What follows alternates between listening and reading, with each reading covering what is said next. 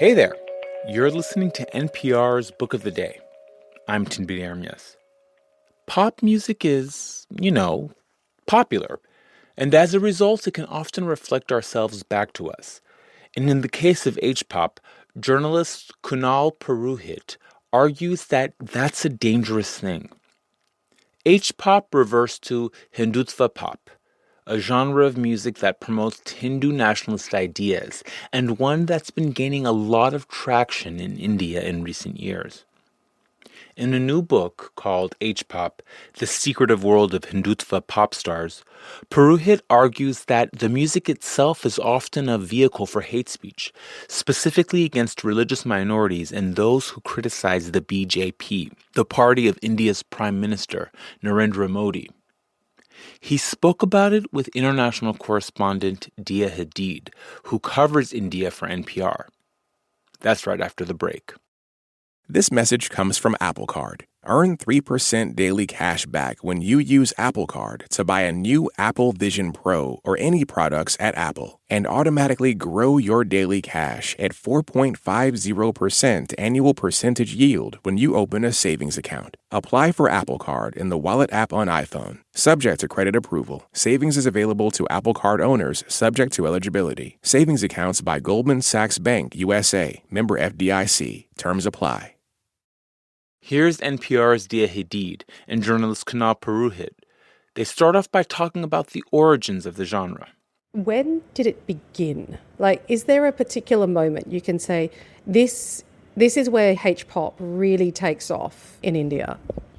I think, frankly, it's difficult to pinpoint an exact timeline for this because so much of this world, despite 4 years of trying to track it, so much of this world is unknown. And one reason behind it is that, we in the media have not really been able to track the rise of this genre of hate crime and sort of hate speech, which is really essentially what H-pop is disguised as. But what I did start seeing is this obviously started sometime after 2014 when Modi came to power and when really the Hindu nationalist ideology came to the forefront and became the most dominant political ideology of India. That's essentially, when it started.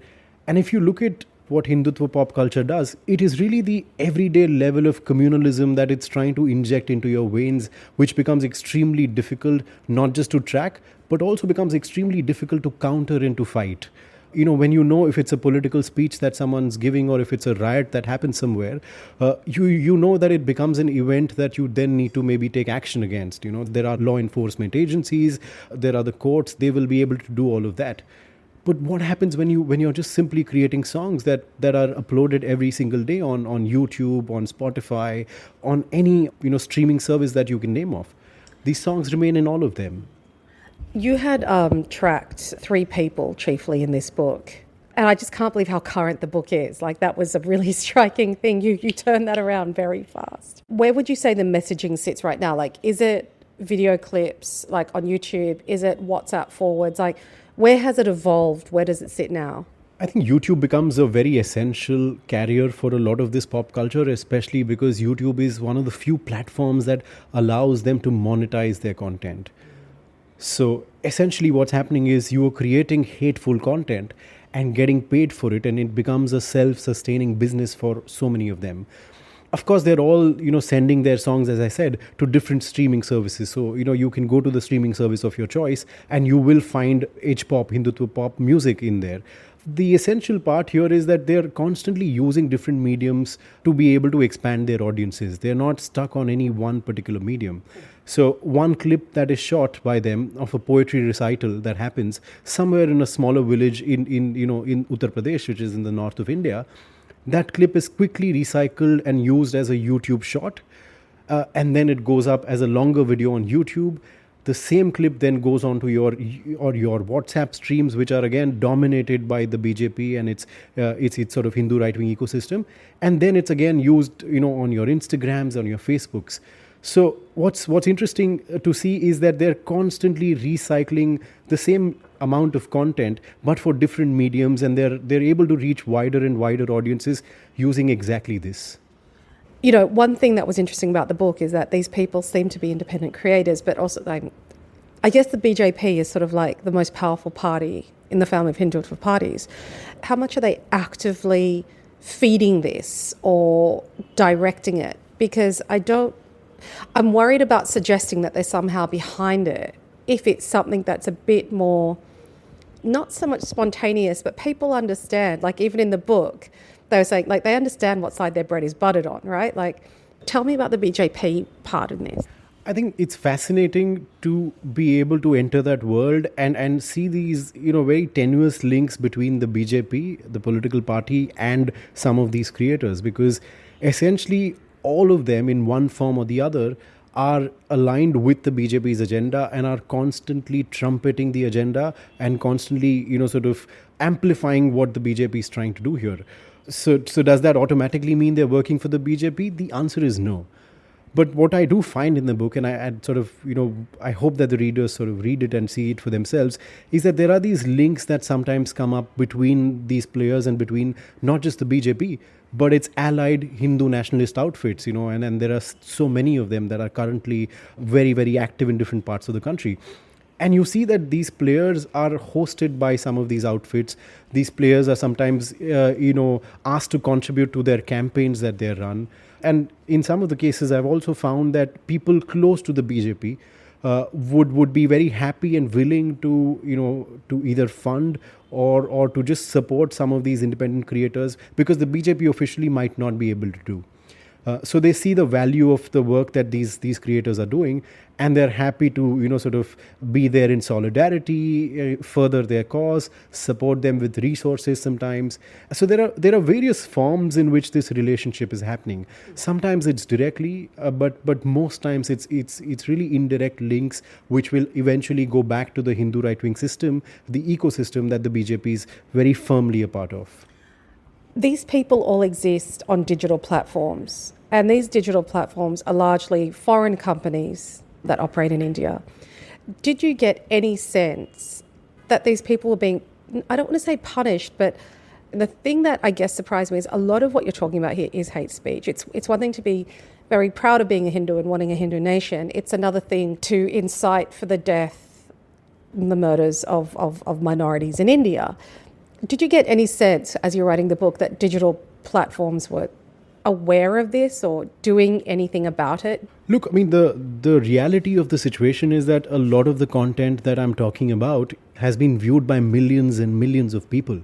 This is content that is viral. This is content that is extremely popular within the Hindu right-wing, subscriber base. So I would be very shocked and surprised if companies like YouTube turn around and say we had no idea this existed. Right. So there is definitely every possibility that all of these platforms have known for a number of years about the existence of these creators and have for the most part, looked away while, letting all of them do what they want to do. It's very rarely that a YouTube or a Facebook comes and, sort of slaps these creators on the wrist and says, oh, you can't do this. And then that punishment will last maybe for a few days, for a couple of weeks or a few weeks maybe. But then these creators are back to doing exactly what they were doing, and YouTube and Facebook just decides to look the other way. So essentially what I'm trying to say is that these platforms have not just allowed these people to carry on doing what they're doing, they have incentivized a lot of this hate, because YouTube, again, as I said, is a platform that is thoroughly monetized by all of these players. They're actively earning out of it. They're not passive contributors to these platforms, not expecting anything. All of these people get money out of platforms like YouTube, and so in a way YouTube is incentivizing the creation of hate music, hate poetry, and hate influencers who are doing this day in and day out. You had mentioned in the book, you sort of touched upon this a few times, that music, poetry, these sort of like emotive art forms can really whip people up and cause them to do terrible things. But I'm wondering, did you ever see a direct link yourself between someone that someone was listening to and something they did? Because I do want to be careful about that. No, I agree with you. I mean, what we're increasingly seeing, though, Dia, is that some of the music that I'm talking about, for instance, is often played in situations which have resulted in clashes, sometimes, riots-like situations. And it has definitely aroused people's emotions and their tempers. And I'll give you a small example and a very recent one of this, which has not been covered in the book because it happened essentially after I had submitted the manuscript of the book. This happened not too far away from where we are sitting in Mumbai, this place in Malvani, which is to the north of Bandra. And there was a Ram Navami procession that was being taken out by, Hindu organizations, and a part of them were also Hindu right-wing organizations allied to the BJP. And just when they were passing through a mosque in that locality is when they started playing a certain song which basically talked about how enemies of the Hindus need to be taught a lesson. And how we're ready with our swords in case someone objects to us and in case someone stands up to fight us. And that song was played just when the procession was snaking its way outside of the mosque in the locality.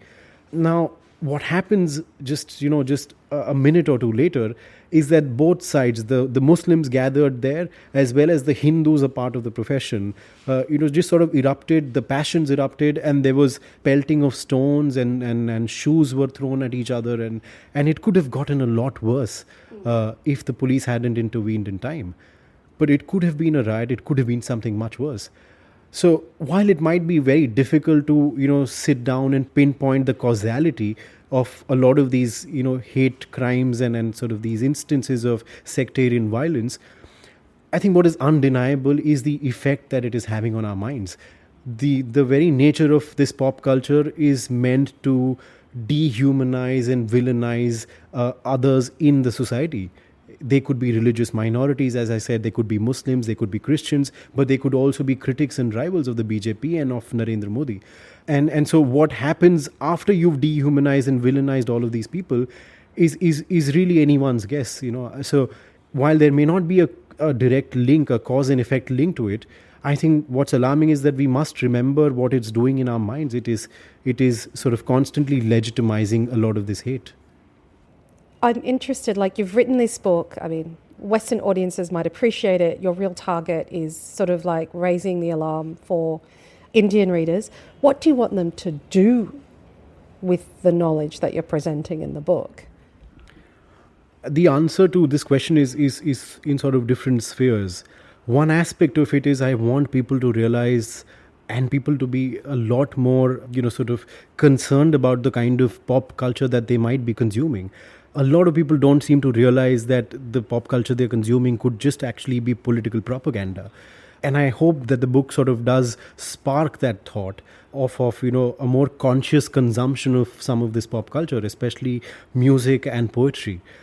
The other part of it is that I also want people to understand some of the issues that, a lot of the people in the Hindu right wing are raising, the grievances that they have, the problems that they have with the liberals.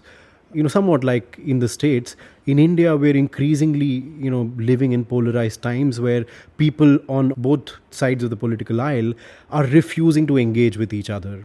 They're refusing to see that the other person might have genuine issues or grievances. And as a result of which, social media is only then aggravating the bubbles that we choose to live in. And this is the gap that I'm also trying to bridge, where people understand what is happening in both ecosystems, not just the right wing, but also the liberal ecosystem. That was journalist Kunal Purohit speaking with NPR's Dia Hadid about his new book, H-Pop, The Secretive World of Hindutva Pop Stars. After this interview, NPR reached out to YouTube and Spotify seeking comment. A YouTube spokesperson told NPR the company had removed some videos the interview had brought to their attention and that it keeps working to improve the system that flags potentially problematic content. Spotify had not responded by the time of this airing.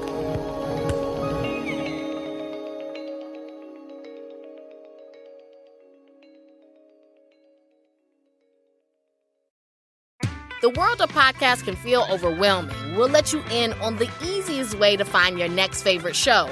Head to npr.org/podcasts. From politics to pop culture to music and everything in between, you'll find a selection of shows that'll make you a super fan in no time. This message comes from NPR sponsor Netflix. With the 30th Annual Screen Actors Guild Awards, the only awards show voted on by actors for the actors. Join this celebration and watch the SAG Awards live on Netflix on February 24th at 8 p.m. Eastern, 5 p.m. Pacific.